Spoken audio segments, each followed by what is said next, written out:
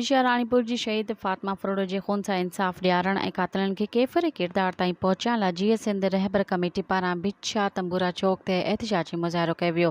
सख़्त नारेबाज़ी कई वई। मुज़ाहिरीन मीडिया सां ॻाल्हाईंदे चयो त सिंध धरतीअ जे 10 वरियनि जी मासूम फातिमा फरोड खे बेदर्दीअ सां क़तल कयो वियो। मासूम न्याणी खून खे लोड़ण जी साज़िश कई पई वञे। असांजो हीउ एहतिजाज जो सिलसिलो तेसिताईं जारी रहंदो जेसिताईं कातिलनि खे फांसी नथी चाढ़ी वञे।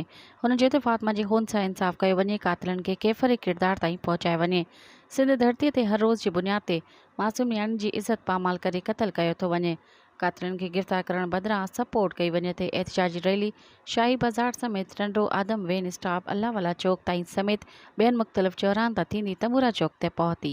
मज़ीद ख़बरनि ऐं तफ़सीलात लाइ विज़िट कयो असांजी वेबसाइट www.awamiNewsHD.com ऐं ॾिसंदा रहो अवामी न्यूज़ HD।